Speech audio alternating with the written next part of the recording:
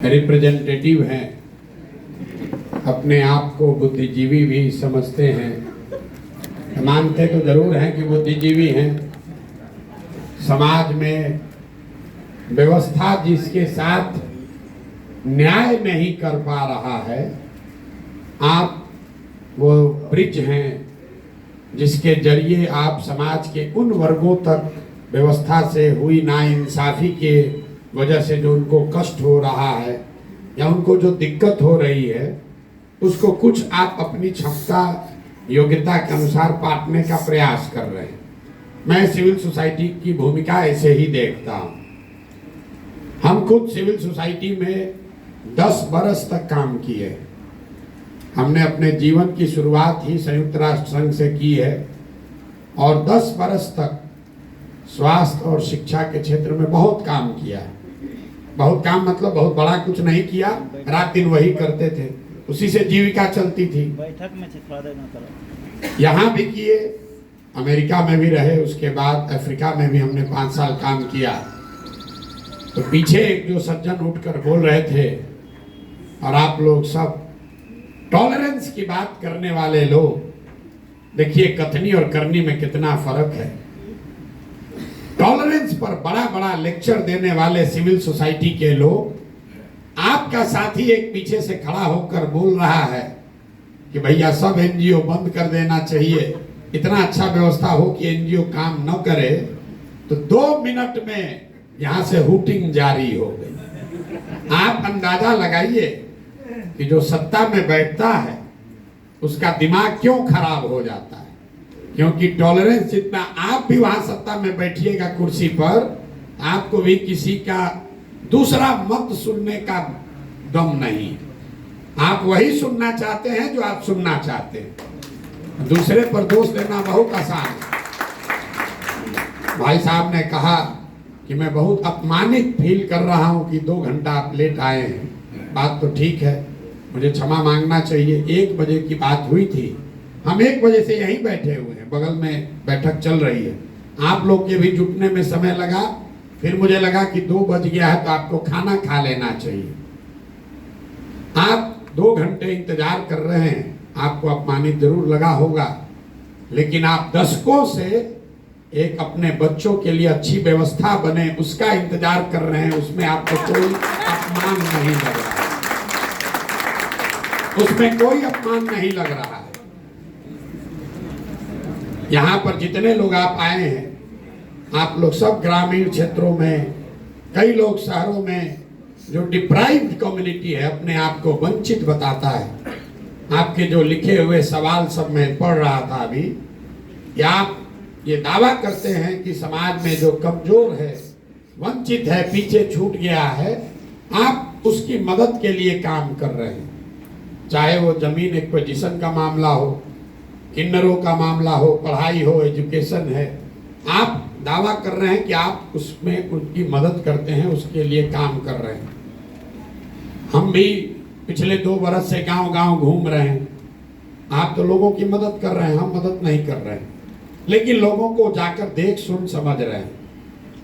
5300 से ज्यादा गांव में हम पैदल चल के गए और एक सवाल जो मैं हर गांव में, हर सभा में करता हूं कि भाई ये बताइए कि बिहार में और कुछ हो या न हो, आपके गांव पंचायत में पढ़ाई और रोजगार की व्यवस्था होनी चाहिए या नहीं होनी चाहिए। मैं आपको बिहार के समाज का अपना अनुभव बता रहा हूं। 100% लोगों ने, चाहे वो किसी जाति का हो, धर्म का हो, पढ़ा लिखा हो, अनपढ़ हो, गरीब है, अमीर है, हिंदू है, मुसलमान है, महिला पुरुष, सब लोग हाथ उठाकर कहते हैं कि न भैया और कुछ हो चाहे नहीं हो, पढ़ाई रोजगार तो निश्चित तौर पर होना चाहिए। मैं 2 बरस पैदल चलने के बाद ये आपको दावे के साथ कह सकता हूं कि बिहार में कोई ऐसा गांव नहीं है जहां सारी चर्चा के बाद लोगों को अगर विकल्प दिया जाता है कि बताओ 1-2 काम जो होना चाहिए वो क्या होना चाहिए, लोग कहते हैं रोजगार, पढ़ाई होना चाहिए। उसके लिए प्रशांत किशोर और किसी एनजीओ की जरूरत नहीं है, लेकिन उसको ये मालूम नहीं है कि जवाब देने के बाद दूसरा सवाल क्या होगा। फिर मैं लोगों से पूछता हूं कि अपने अपने बच्चों के सर पर हाथ रखकर बोलो कि आप में से किसने जीवन में एक बार भी पढ़ाई और रोजगार के लिए वोट किया है। अब उसका परिणाम सुनिए, आज तक 5300 गांव में एक आदमी भी हाथ उठाकर नहीं कहा कि हमने अपने बच्चों के पढ़ाई रोजगार के लिए वोट दिया है।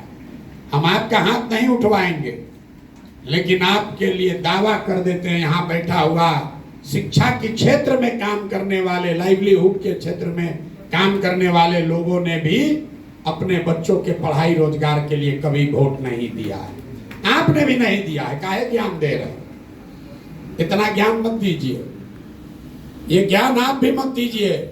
बड़ी बड़ी बात आप भी कीजिएगा और फिर यहाँ से निकल के जाइएगा तो आपको भी हिंदू मुसलमान दिखेगा, आपको भी कुशवाहा यादव ब्राह्मण दिखेगा, आपको भी मंदिर मस्जिद दिखता है, आपको भी 5 किलो अनाज दिखता है, आपको भी मोदी का सीना 56 इंच का दिखता है। तो मेरे भाई, आप चाहे पढ़े लिखे हैं या बेवकूफ, सिविल सोसाइटी से जुड़े हैं या सिविल सोसाइटी से फायदा उठा रहे हैं, हर आदमी यहाँ वही गलती कर रहा है जो सामान्य आदमी कर रहा है।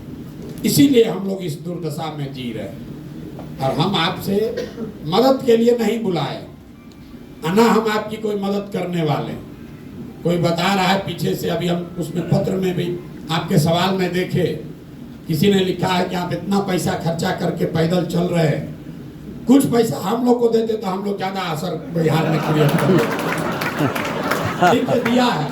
तो गाँव में हम चलते हैं, देखिए, हम आपको भाषण देने के लिए नहीं बुलाया, देखिए कि सामान्य आदमी में और अपने आप को इंटेलेक्चुअल बुद्धिजीवी करने वाले में कोई फर्क नहीं है। गाँव में हम चलते हैं तो महिला जो बहुत गरीब है, लोग कहते हैं भैया इतना पैसा लगा के टेंट लगाए हैं, पैसा हम ही लोग को देते ठीक रहता है। तो उसको बताते हैं कि तुम्हारी मदद क्यों नहीं करेंगे, कि भाई अगर तुम्हारी मदद कर भी दे, एक दिन मदद करेंगे, दूसरे दिन फिर हाथ फैलाना पड़ेगा। तो सिविल सोसाइटी का भी वही हालत है, देख रहा है कि जल सुराज में इतना पैसा खर्चा हो रहा है, तो लिख के हमको सुझाव दिया पैसा हम ही लोग को दे दीजिए, तो सरकार को छोड़कर आप ही का धंधा हम लोग उठा लें। तो मेरे भाई, आपको पैसा देने के लिए नहीं बुलाए हैं, हम वो व्यवस्था बनाना चाहते हैं जहां आपको अपनी योग्यता, काबिलियत और समाज की जरूरत के हिसाब से संसाधन और प्रशिक्षण दोनों चीज मिले, ताकि आप समाज के कुछ लोगों का भला कर सकें, समाज में सरकार के साथ मिलकर कुछ कर सके, सरकार और आपका आपस में वैमनस्यता न हो। इसलिए नहीं आप एजुकेशन में काम कर रहे हैं क्योंकि एजुकेशन व्यवस्था खराब है। ये वो बात लड़का जो कह रहा था पीछे, वो ठीक है, कहने का उनका तरीका अलग है। होना तो यही चाहिए कि पढ़ाई हो रही हो और सिविल सोसाइटी की भूमिका ये है कि गुणवत्ता में और बेहतर सुधार करने में आप काम करें, न कि स्कूल में किताब बांटने के लिए काम करें। तो लड़के की भावना में कोई कमी नहीं है। सारा एनजीओ वाला कहा कि हमारा धंधे बंद कराने की बात कर रहा है, हम लोग रोजगार की बात कर रहे, तो हम लोग सबको बेरोजगार करने का बात कर रहा है। नहीं, उनका कहने का मतलब ये है कि अगर समाज की, सरकार की जो बेसिक जिम्मेवारी है, अगर सरकार वो पूरा करे तो उसके आगे की जो सीढ़ी है उस पर आपका योगदान होना चाहिए। लेकिन जो भी हो, बिहार की जो स्थिति दुर्दशा है उससे आप और हम वाकिफ हैं।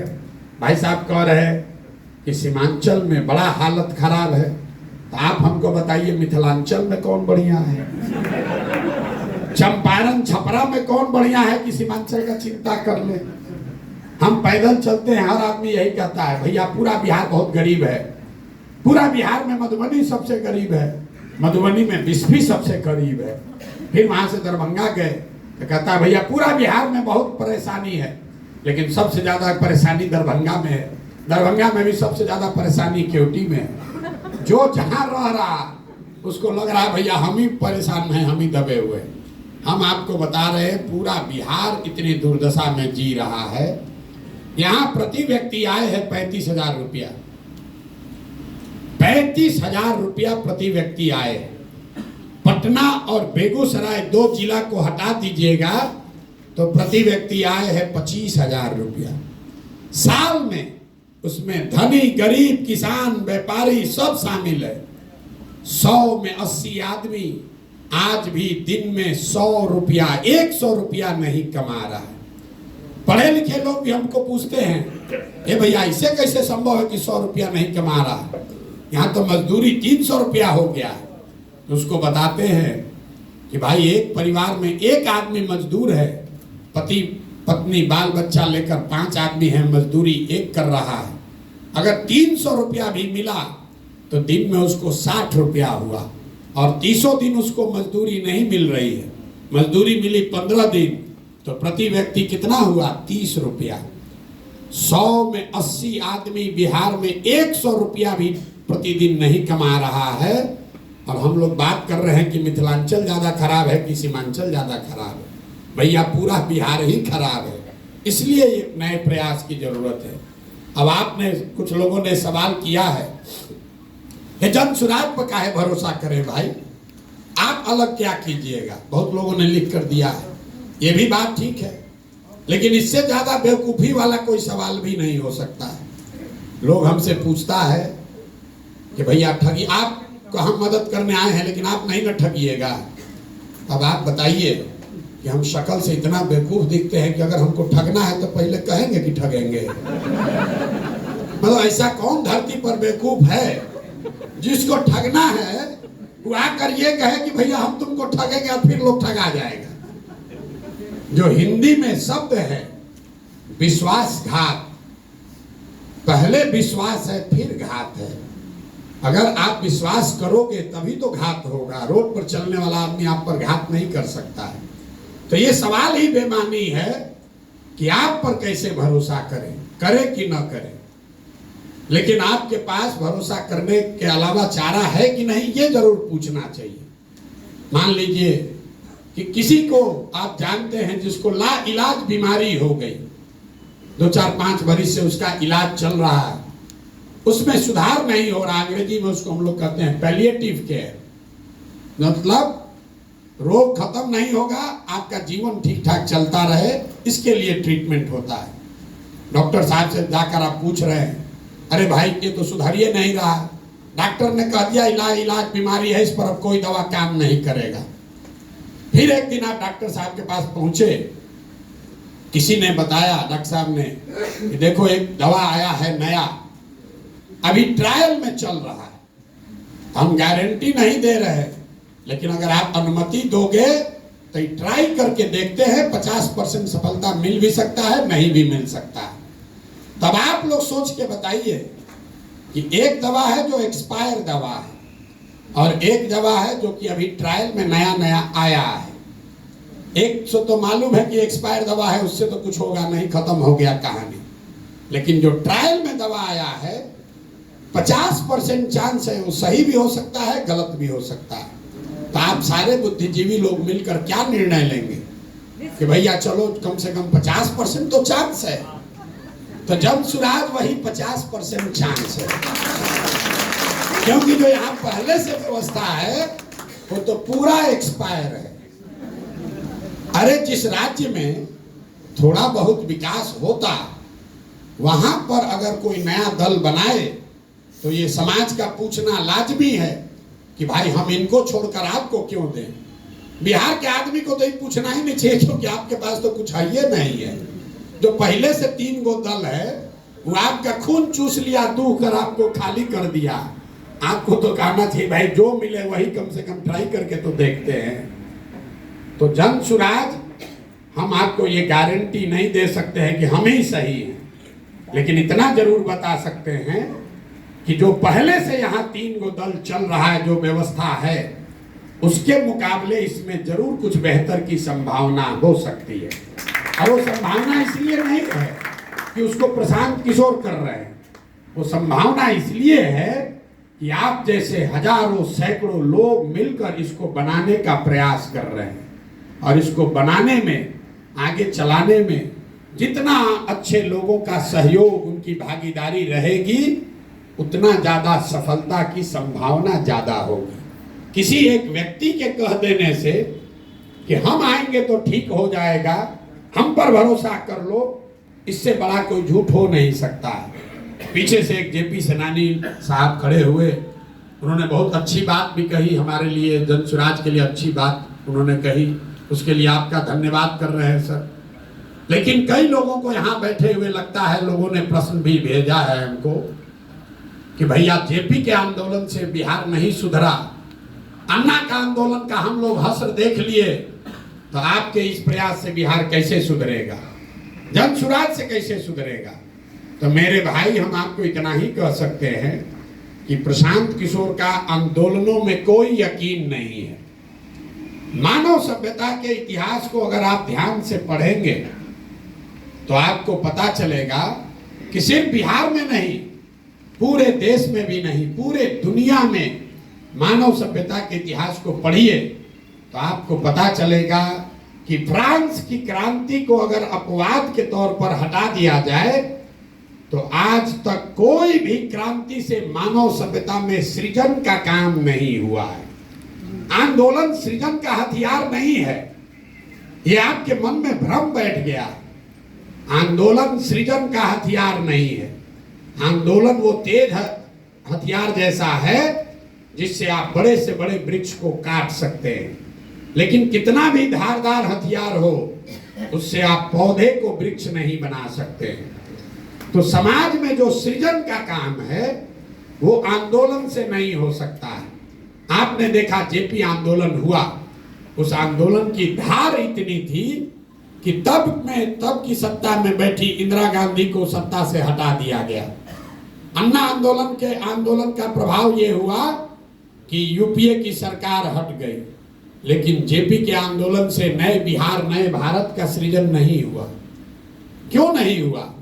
क्योंकि वो आंदोलन सृजन के लिए नहीं था, वो आंदोलन उस समय के सत्ता में बैठे हुए लोगों को हटाने के लिए था। जन स्वराज में हम किसी को हटाने का प्रयास नहीं कर रहे। हम लोगों ने 2 बरस में कोई धरना, प्रदर्शन, बंद नहीं किया, किसी की मदद नहीं की, कोई घेराव नहीं किया, किसी के खिलाफ कुछ नहीं बोले। समाज को जाकर एक रास्ता बताने का प्रयास किया कि क्या करने से तुम्हारी व्यवस्था, तुम्हारी गरीबी दूर हो सकती है। और गरीबी दूर होने का 3 ही रास्ता पूरे दुनिया में विद्वानों ने बताया है। 3 ही रास्ता है गरीबी से निकलने का। एक रास्ता है पढ़ाई, दूसरा रास्ता है जमीन, और तीसरा रास्ता है पैसा, पूंजी। अगर आप पढ़े लिखे हैं, आपको नौकरी हो जाए, तो नौकरी न भी हो, कोई रोजगार भी करने लगे, तो आपकी गरीबी इसी बिहार में, इसी मिथिलांचल सीमांचल में जो लोग पढ़ लिख कर नौकरी करने लगे उनकी जिंदगी थोड़ी सुधर गई। लेकिन बिहार में 2/3 से ज्यादा लोगों को पढ़ने की सुविधा आज तक नहीं दी गई। दूसरा रास्ता है जमीन का। अगर आप पढ़े लिखे नहीं हैं, आपके पास जमीन हो, तो खेती किसानी करके भी लोगों का जीवन सुधर सकता है। लेकिन बिहार में, इतने बड़े राज्य में, देश का शायद एकमात्र ऐसा राज्य है जहां भूमि सुधार, यहां कोई काम नहीं किया गया भूमि सुधार को लेकर। नतीजा क्या है?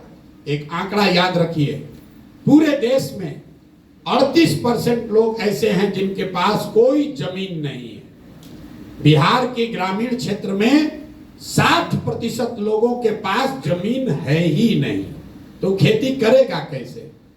और जो बच गए 40% लोग जिनके पास जमीन है, उस 40 में 35 आदमी ऐसे हैं जो 2 बीघे से कम के मालिक हैं। तो जो बिहार में खेती होती है, ये कमाने का जरिया नहीं है, खेती यहाँ खाने का जरिया है। आप गांव देहात में सुनते होंगे, लोग कहता है कि हम कटिया करने आए हैं, रोपनी करने आए हैं, कमाने के लिए लुधियाना जाएंगे। लोग ये बता रहे हैं कि रोपनी करने आए हैं, कमाने के लिए लुधियाना जाएंगे। मतलब रोपनी इसलिए करने आए हैं कि बाल बच्चा के खाने का जुगाड़ हो जाए, कमाने के लिए बाहर जाएंगे। तो यहाँ की जो खेती है, यहाँ का जो भूमि का जो प्रोडक्टिविटी है, वो इतना कम है जिससे लोगों का सिर्फ पेट भर रहा है। और तीसरी बात, जब आपके पास पढ़ाई नहीं है, जमीन से प्रोडक्टिव इनकम नहीं है, तो एक ही रास्ता बचा, अगर लोगों के पास पैसा पूंजी होता तो कोई ना कोई रोजी रोजगार हर आदमी कर सकता है। आप में से कई लोग लाइवलीहुड के फील्ड में काम करते होंगे, लेकिन बिहार में पूंजी की इतनी कमी है कि यहाँ सीडी रेशियो है 40%।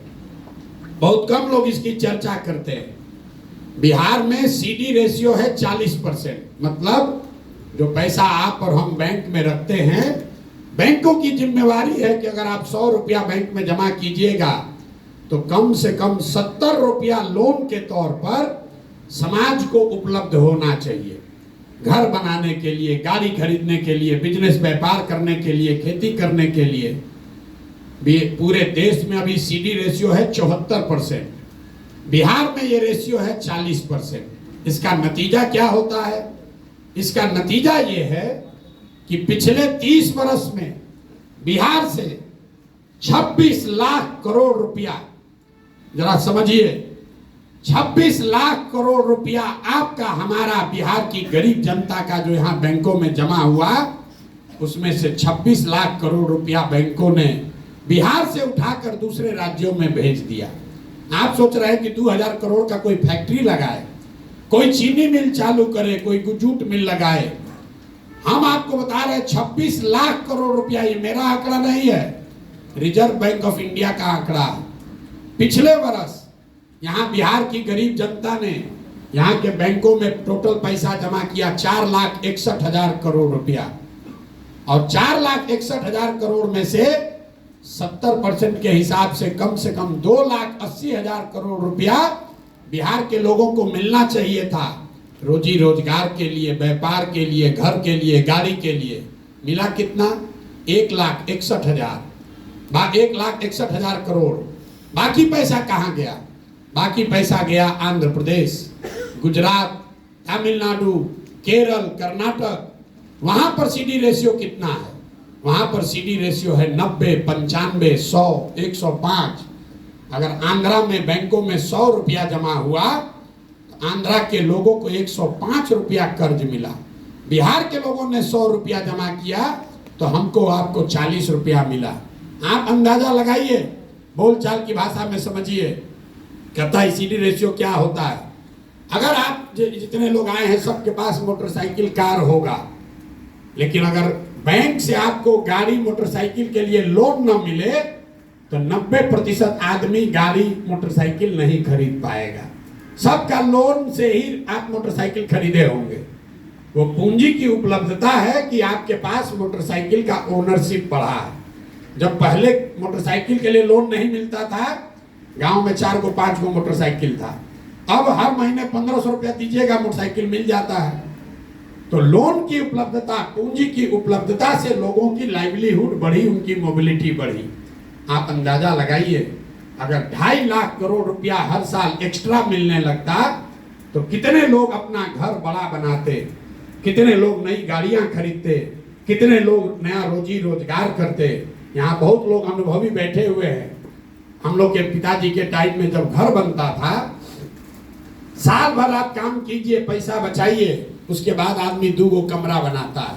फिर बेटा का ब्याह लगा, करता है इस बार पैसा जुगाड़े हैं, लिंटर करेंगे। लेकिन वही HDFC, स्टेट बैंक अगर आपको 20 लाख रुपया लोन दे दे तो आप पूरा घर बना लेते हैं और फिर EMI से पैसा वापस करते हैं। ये पूंजी की ताकत है।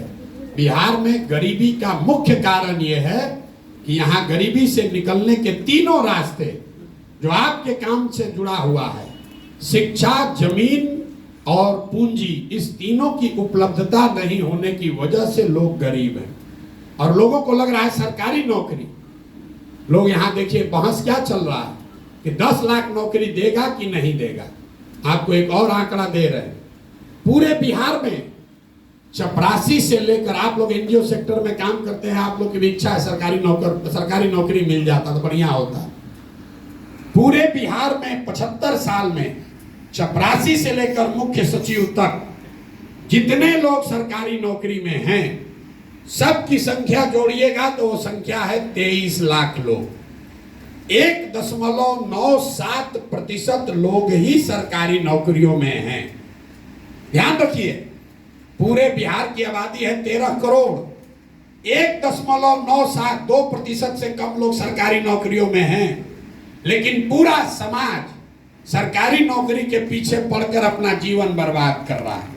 आप जाइए मुसल्लापुर घाट में, यहाँ एक क्लास में 3-3 4-4 हजार लड़के कोचिंग कर रहे हैं, रेलवे में कोई क्लर्क बनने के लिए, बैंक में जाने के लिए। आप भी अपने बच्चों को भेज रहे हैं, लोग अपना जमीन बेच के ट्यूशन कोचिंग करा रहा है, उसमें से 2-4 को नौकरी मिलता है और 100 में 97 आदमी अपना 3-4 बरस घर का आटा गीला करके वापस जाता है बेरोजगार बन के।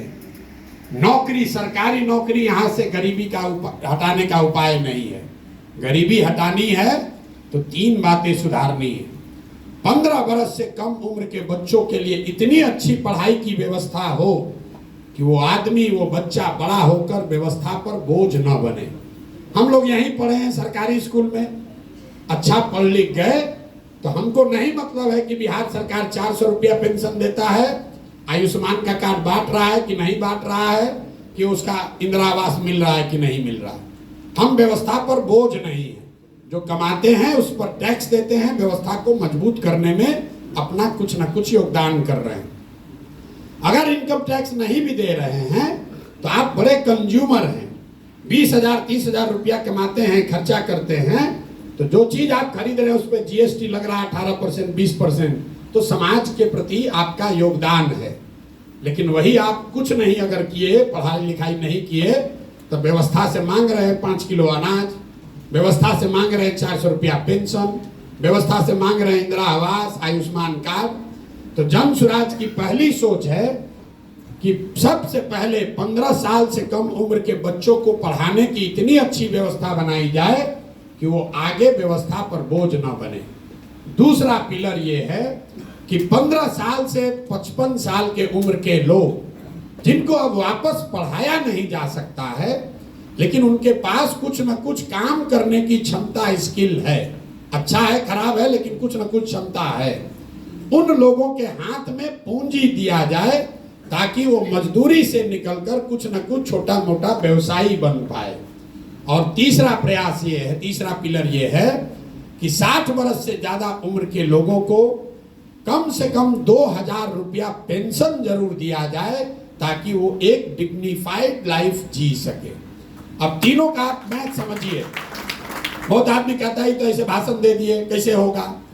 अगर 60 साल से ज्यादा उम्र के हर व्यक्ति, महिला पुरुष को 2,000 रुपया मासिक पेंशन देना है तो बिहार सरकार को अभी जो पैसा खर्च हो रहा है उसके ऊपर 6 से 8,000 करोड़ रुपया साल का लगेगा। बिहार सरकार का टोटल बजट पिछले साल का है 2,46,000 करोड़। तो अगर 6,000 करोड़ रुपया उसमें से निकाला जाए एक्स्ट्रा, तो 60 बरस से ज्यादा उम्र के हर महिला को, हर पुरुष को कम से कम 2,000 रुपया मिलने लगेगा। और उसका कोई नुकसान भी नहीं है, क्योंकि ये वो लोग हैं जो 2,000 रुपया लेके बैंक में नहीं रखेगा। आंकड़े बताते हैं, आप सिविल सोसाइटी में अगर काम करते हैं, जो सबसे गरीब आदमी है वो 90% से ज्यादा पैसा कंज्यूम करता है, खर्च करता है खाने पर, रहने पर। तो जो सरकार ये पैसा देगी, इससे वो आदमी बेहतर खाना खाएगा, वो आदमी अपने लिए कपड़ा खरीदेगा, तो एक बड़ा पोर्शन इसका लौट कर फिर सरकार के पास आना है। दूसरा, मैंने जो बताया कि इतनी बड़ी जनसंख्या को पूंजी कैसे दीजिएगा। अगर यहाँ पर सिर्फ सीडी रेशियो को सुधार दिया जाए, आप कहिएगा कैसे सुधरेगा। ऐसा नहीं है कि बैंकों की मनमानी है कि जितना मन होगा लोन देंगे, नहीं देंगे। आपकी जानकारी के लिए बता रहे हैं कि मुख्यमंत्री के अध्यक्षता में एक कमिटी है, देश के स्तर पर प्रधानमंत्री की अध्यक्षता में कमिटी है, जो हर महीने इस बात को का ध्यान रखती है कि बैंकों में जो पैसा जमा हो रहा है उसका कितना पैसा लोगों को ऋण के तौर पर मिल रहा है। सीडी रेशियो, आरबीआई डेटा आंकड़ा जारी करता है, वेबसाइट पे जाइएगा दिखेगा। बिहार में भी ये व्यवस्था है जहां मुख्यमंत्री की अध्यक्षता में सारे बैंकों के हेड बैठते हैं कि कितना पैसा लोन के तौर पर दिया गया। लेकिन जैसे बिहार में शिक्षक मुख्यमंत्री की बात नहीं मान रहा है, पुलिस वाला नहीं मान रहा है, डॉक्टर पदाधिकारी सीओ वीडियो नहीं मान रहा है, वैसे बैंक वाला भी उसका बात नहीं मान रहा है। लेकिन अगर सरकार की नीयत ठीक हो तो सीडी रेशियो को 3 से 6 महीने में ठीक किया जा सकता है। तो जो जन सुराज हम लोग जाकर गांव-गांव कह रहे हैं कि साल भर के अंदर यहाँ से सारे बेरोजगार लोगों को 10-12 हजार रुपए का रोजगार दिया जा सकता है, उसका आधार सीडी रेशियो को सुधारना है ताकि यहाँ पर लोगों को रोजी रोजगार मिल सके। अब इसका एक आप प्रैक्टिकल उदाहरण समझिए। गांव में मान लीजिए आपको बाल काटने आता है, आपके पास 20,000 रुपया है, आपने 5-7 साल मेहनत किया, किसी सैलून में काम किया, 20,000 रुपया बचाए। अब आपकी इच्छा हुई कि हम एक सैलून खोलें, सैलून खोलेंगे, उसमें 4 आदमी को नौकरी भी देंगे, अपना परिवार भी चलाएंगे। सैलून खोलने जब आप गए अपने शहर में तो पता चला, अपने चट्टी गांव टाउन जो भी कह लीजिए बाजार में, तो पता चला कि यहाँ तो 1 लाख रुपया लगेगा तब सैलून खुल पाएगा। तो आप नेचुरल आपका प्रयास है कि आप बैंक में जाइए ताकि 80,000 रुपया आपको मिले और आप 1 लाख में सैलून खोल लीजिए। 80,000 को सैलून चलाकर धीरे धीरे वापस कीजिएगा। जब बिहार में पूंजी उपलब्ध नहीं होता है तो आदमी क्या करता है, बाल काटने उसको आ रहा है लेकिन पूंजी नहीं हुआ, अब बचा उसके पास अपना 20,000, तो उस 20,000 को खर्च कैसे करता है? वो 5,000 रुपया 4,000 रुपया खर्चा करता है, किसी नौकरी के दलाल को देता है कि बॉम्बे में, दिल्ली में किसी सैलून में हमको नौकरी दिलवा दो। फिर 2,000-2,500 रुपया में ट्रेन का, बस का टिकट खरीदता है ब्लैक में कि हम लदा कर बोरा की तरह कम से कम दिल्ली बॉम्बे पहुंचे। 5-7 हजार रुपया खर्चा हो गया। अब बचा उसके पास 15,000, 12,000। वहां बॉम्बे दिल्ली गया तो वहां जो खोली वाला है तो 3 महीने का एडवांस ले लिया, 5-7 हजार वो भी चला गया। 1-2 हजार रुपया का जो बर्तन बासन है उसमें खर्चा हो गया। तो आप देखिए पूंजी की महत्ता। आदमी को बाल काटने आता है, बाल आदमी वही है, अगर उसको 80,000 रुपया मिल जाता लोन के तौर पर तो यहाँ सैलून चलाता, 4 आदमी को नौकरी देता, एक छोटा व्यवसायी होता। लेकिन वो 80,000 नहीं मिला तो बॉम्बे में, दिल्ली में जाकर मजदूर बन गया। बाल वहां भी काट रहा है लेकिन वहां मजदूर के तौर पर काट रहा है, यहाँ छोटा व्यवसायी होता। तो हम लोग का जन सुराज की जो सोच है कि जो जवान लड़के हैं, जो नवयुवक हैं, उनको पूंजी उपलब्ध कराया जाए ताकि घर घर में रोजी रोजगार हो सके। जो महिलाओं के लिए हम लोग बात कर रहे हैं, इसी क्षेत्र में गुजरात को अगर आप पढ़िएगा ध्यान से, गुजरात की सामाजिक स्थिति को ध्यान से देखेंगे, सबसे ज्यादा, सबसे पहले वहां पर प्रॉस्पेरिटी तब आई जब घर घर से दूध का कारोबार शुरू हुआ। यहाँ पर ये राय जी बैठे हुए हैं, कोऑपरेटिव के हैं, आज आए मिलने सुधा के, तो कह रहे हैं भैया अमूल वाला आके सब कैप्चर कर रहा है बिहार में, सब अमूल के लोग आकर कैप्चर कर रहे हैं। तो हम लोग बात कर रहे थे कि अमूल जो आपको देश का बड़ा कोऑपरेटिव दिखता है, आप में से ज्यादातर आदमी नहीं जानते होंगे, गुजरात का एक जिला है बनासकाठा। बनासकाठा डेयरी, एक जिले का डेयरी इतना बड़ा है कि अमूल से भी दुगना बड़ा है। पूरे महाराष्ट्र का दूध, जैसे आप देखते हैं ट्रेन से ये तेल का ढुलाई होता है, हर दिन महाराष्ट्र से पूरा रेक जाता है, महाराष्ट्र में सिर्फ बनासकाठा से वो रेक जाता है पूरा दूध भर के। तो जब वहां की महिलाओं को ऑपरेशन फ्लड के तहत पैसा दिया गया, घर घर लोगों ने भैंस गाय का व्यापार शुरू कर दिया, 50 लीटर 20 लीटर 30 लीटर दूध बेचने लगा, उससे लोगों को आमदनी बढ़ी। तो यहाँ पर महिलाओं को जो अभी सेल्फ हेल्प ग्रुप चला रहे हैं जीविका के लोग, उसमें ब्याज का दर है करीब करीब 30% सालाना, क्योंकि हर महीने आपको ब्याज लगता है 2.25%। हम लोग कह रहे हैं कि नहीं, सालाना ब्याज का दर घटाकर कीजिए 4%। 4% के ब्याज के दर पर अगर महिलाओं को पैसा उपलब्ध करा दिया जाए तो यहाँ घर घर महिलाएं कुछ ना कुछ रोजी रोजगार कर पाएंगी। अब ये होगा कैसे? फिर पूछेगा पैसा कहां से आएगा? हम आपको बता रहे हैं, अगर 1 लाख करोड़ रुपया महिलाओं को ऋण देना है, 1 लाख करोड़ रुपया, तो इंटरेस्ट सबवेंशन में मतलब 4% ब्याज आप दे रहे हैं और सरकार अगर वो पैसा लेकर दे रही है तो सरकार को इंटरेस्ट लगेगा 9%। तो 5% का खर्चा या 6% का खर्चा सरकार को देना पड़ेगा। तो 5,000 करोड़ रुपया अगर सरकार खर्च करे तो उसकी ताकत पर लोगों को, समाज को 1 लाख करोड़ रुपया मिल जाएगा। और 1 लाख करोड़ का लोग अगर रोजी रोजगार करेगा तो उससे घर घर उसकी आमदनी बढ़ेगी, उससे रोजगार मिलेगा, ये सोच है हम लोगों की। तो ये जब तक ये तीनों काम नहीं होगा, शिक्षा, पूंजी और जमीन के प्रोडक्टिविटी के लिए जो हम लोग कह रहे हैं, बिहार में 1/3 जमीन उसका मालिकाना हक डिस्प्यूटेड है। अगर आप लोग गांव देहात में काम करने का अपने अनुभव का दावा करते हैं तो आपको मालूम होगा 1/3 FIR जमीन के विवाद से जुड़ा हुआ। जमीन का मालिकाना हक लोगों को पता नहीं है। अभी सरकार ने जो सर्वे अभियान शुरू किया है, ये समझिए कि घाव है, उसको उखाड़ के और खराब करने का काम है।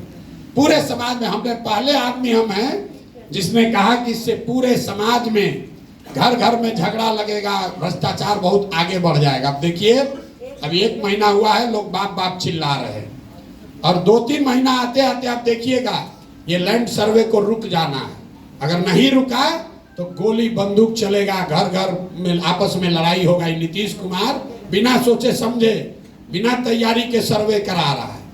बिहार में भूमि सुधार अगर लागू करना है तो उसके लिए 5 वर्ष का समय चाहिए, और जो काम अंग्रेजों ने के समय में किया गया था, जब तक यहाँ के जमीन को पुनः फ्रेश फिर से उसकी मापी नहीं होगी, फिर से उसका मालिकाना हक नहीं तय किया जाएगा, तब तक ये वंशावली बनाकर और NOC लेकर आप बिहार में भूमि की परेशानी को दूर नहीं कर सकते हैं। इससे समस्या और बढ़ेगी। तो हम लोग का जो पूरा प्रयास है, शिक्षा, 15 साल से कम उम्र के बच्चों को इतनी अच्छी शिक्षा दी जाए कि वो व्यवस्था पर बोझ न बने। युवा जिसको पूंजी उपलब्ध कराया जाए ताकि वो अपने लिए रोजी रोजगार कर सके, और बूढ़े लोगों को हर हालत में कुछ सम्मानजनक जिंदगी जीने भर का मदद किया जाए। ये जन सुराज की सोच है। अब आप लोगों ने कुछ अपना ऐसा सुझाव नहीं दिया। पीछे से कोई एक लैंड एक्विजिशन को लेकर बोला है। लैंड एक्विजिशन को लेकर जो परेशानी यहाँ आ रही है, चौसा का बिंदु है, या आज हमें किसी ने नालंदा राजगीर की भी बात बताई है, जो एयरपोर्ट के लिए जमीन लिया गया है। इसमें जो कानून है, भूमि अधिग्रहण कानून बिल्कुल ठीक है कि जो मार्केट का रेट है उससे 4 गुना मिलना है। दिक्कत यह है, ऑपरेशनल दिक्कत, यहाँ जमीन पर भूमि अधिग्रहण किया गया 10 बरस पहले और उसका सेटलमेंट हो रहा है आज। तो विवाद लोगों को ये नहीं है कि हम जमीन देंगे कि नहीं देंगे, विवाद ये है कि जमीन का दाम 10 बरस पहले वाला देखकर 4 गुना किया जाए कि आज के भाव का 4 गुना किया जाए। सरकार का ये कहना है कि भाई अधिग्रहण तो 10 बरस पहले हो गया, प्रोजेक्ट पास हुआ 10 बरस पहले, बजट पैसा आया 10 बरस पहले के हिसाब से, आज मुआवजा बट रहा है। तो लोग जब बट रहा है तो कह रहा है कि आज के हिसाब से दो, और सरकार क्या कह रही है कि भाई हम तो 10 बरस पहले के हिसाब से बजट किए हुए हैं, तो हम तुमको आज के हिसाब से कैसे देंगे। तो ये प्योरली ऑपरेशनल दिक्कत है, ये नीतिगत मामला नहीं है। देश में भूमि अधिग्रहण को लेकर कानून बना हुआ है। मोदी सरकार ने 3 बार उसको हटाने का प्रयास किया, वापस नहीं हटा पाए। वो कानून बना हुआ है कि आज के मार्केट रेट से 4 गुना आपको पैसा मिलना चाहिए, लेकिन जिस दिन जमीन का अधिग्रहण हुआ उस दिन के मार्केट प्राइस से, 20 वर्ष के बाद का नहीं। तो इसमें कुछ जो जमीन जिनका है उनका भी गलती है। जब जमीन मिला, जब अधिग्रहण हुआ तब पैसा लिया नहीं, सोचता बढ़ेगा तब लूंगा, फिर 5 वर्ष के बाद आके सरकार ले रहा है तो कह रहा है जिस दिन आपको अधिग्रहण की सूचना जारी हुई है उसी डेट के हिसाब से पैसा मिलेगा। और आप चाह रहे हैं कि अब आज हम उस पर साइन दे रहे हैं, कंसेंट कर रहे हैं, तो आज हमको पैसा मिले। तो ये इसमें ऑपरेशनल दिक्कत है, ये नीतिगत मामला नहीं है। बाकी और कोई सुझाव आपका विशेष हमने देखा नहीं। जन सुराज को लेकर आपने जो सवाल किए हैं, तो किसी ने ठीक कहा, जन सुराज पर जितने भी तरह के सवाल हैं उस सवाल का जवाब तो हम लोग हर दिन दे ही रहे हैं गांव गांव जाकर।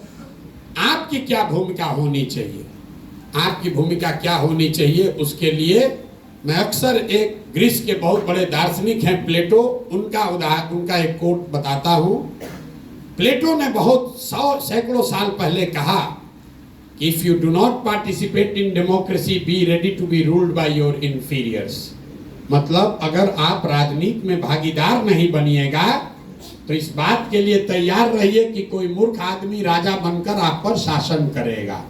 तो आप लोग जो सिविल सोसाइटी के पढ़े लिखे प्रबुद्ध लोग हैं, हम ये नहीं कह रहे हैं कि आप एनजीओ छोड़कर, सिविल सोसाइटी छोड़कर राजनीति में आ जाइए, लेकिन राजनीतिक और सामाजिक सरोकार से अपने आप को अगर आप हटा लीजिएगा तो समाज में जो गलत लोग हैं, जो लंपट है, बदमाश है, माफिया है, वही आपका राजा बनकर आप पर शासन करेगा। फिर आप चाहे जितना डेमोन्स्ट्रेशन करते रहिए, जितना बार जाकर ज्ञापन दीजिए, बालू माफिया अगर शिक्षा मंत्री है तो वो शिक्षा के क्षेत्र में काम करने वाले एनजीओ से बात नहीं करेगा, उसको तो बालू से कमाने से फुर्सत होगा तब ना आपसे बात करेगा।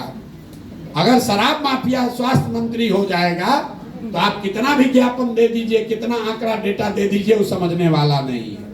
तो आपकी जिम्मेवारी ये है कि अपना काम करते हुए समाज को इस बात के लिए तैयार कीजिए कि भाई तुम अपने बच्चों के लिए वोट करो, अपने पढ़ाई रोजगार के लिए वोट करो।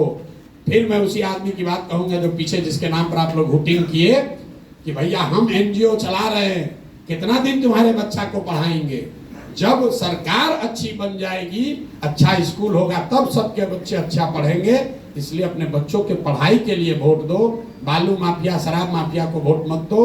जाति के नाम पर मत बिको। जितने लोग आप हैं, आप भी अपनी ओर से प्रयास कीजिए। ये प्रशांत किशोर का अकेला अपना प्रयास नहीं है। ये प्रशांत किशोर कोई कर्जा नहीं खाए हैं बिहार का कि हम ही को करना है। ये आपकी, हमारी, सबकी जिम्मेवारी है। मानवता का ये तकाजा है कि अगर आपका पेट भर जाए तो अपना पेट भरने के बाद अगर आपके पास कोई साधन, शक्ति, समय, व्यवस्था है तो जिसका पेट नहीं भरा है उसकी चिंता आप कीजिए। ये भी सिविल सोसाइटी का आपका मूल मंत्र है। अगर आप वो नहीं करते हैं तो बड़ी बड़ी बात कहने से कुछ नहीं होगा। कुछ ना कुछ योगदान कीजिए, थोड़ा कम कीजिए, ज्यादा कीजिए। पैसा और समय ये किसी के पास अपने जरूरत से ज्यादा नहीं है। अंबानी के पास भी पैसा उसके जरूरत से ज्यादा नहीं है, तभी तो रोज बिजनेस कर रहे हैं। तो ये समझना कि हमारा पास तो पैसा नहीं है, जब हो जाएगा तब करेंगे, हमारा पास तो समय नहीं है, जब समय रहेगा तब करेंगे, तो किसी के पास समय और पैसा ज्यादा नहीं होता है। आपको अपने जीवन में तय करना है कि जो हमारे पास है इसमें से कुछ न कुछ अपने समाज के लिए, अपने मिट्टी के लिए कुछ न कुछ हम अपना योगदान करेंगे। अगर आप जुड़कर कुछ करना चाहते हैं तो आपके और आपके बच्चों के सामने आएगा। जो हम लोग हिंदू धर्म में भी कहते हैं, जो कुछ भी आप करते हैं वो आपके और आपके बच्चों को मिलना ही मिलना है, उससे कोई नहीं, उसके लिए किसी दलगत व्यवस्था की जरूरत नहीं है। भगवान में, ऊपर वाले में हम लोग का भरोसा है। आप अच्छा करेंगे तो आपके सामने, आपके बच्चों के सामने वो अच्छा बनकर आएगा ही आएगा। आप यहाँ बैठे हैं, हम यहाँ खड़े होकर भाषण दे रहे हैं। किसी व्यक्ति ने, इसी समाज ने कहीं सरकारी स्कूल, मिशन स्कूल बिहार में बनाया था जहाँ से पढ़कर हम यहाँ पहुँचे हैं, तब तो खड़े होकर भाषण दे रहे हैं। अगर वो स्कूल, वो मिशन स्कूल नहीं किसी ने बनाया होता तो हम भी बिहार के किसी गांव में मजदूरी कर रहे होते। तो ऐसा मत समझिए कि आप और हम कोई दूसरों से ज़्यादा बेहतर है। हमसे, आपसे बहुत अच्छी सोच रखने वाले लोगों ने अपने अपने स्तर पर कुछ न कुछ योगदान किया है, तभी आप और हम इस सभागृह में बैठकर चर्चा कर रहे हैं। तो आपकी, हमारी जिम्मेवारी है कि अगर ऊपर वाले की मदद से, दुआ से, ऊपर वाले की कृपा से इसी कुव्यवस्था में आप थोड़ा सा बेहतर हो गए हैं, आगे निकल गए हैं, तो आपकी, हमारी जिम्मेवारी है कि अपने हिस्से से एक छोटा अंश ही निकाल कर समय से, संसाधन से, बुद्धि से, सलाह से समाज के लिए कुछ कीजिए। यही मेरी आपसे अपेक्षा है। आप लोग आए हैं समय निकाल कर, आपका बहुत बहुत धन्यवाद। एक दो सवाल जो मैंने जानबूझकर छोड़ा है उसमें कोई बहुत महत्व नहीं है, फिर भी अगर आपका कोई और सवाल है तो आप सवाल कर सकते हैं। बहुत बहुत धन्यवाद।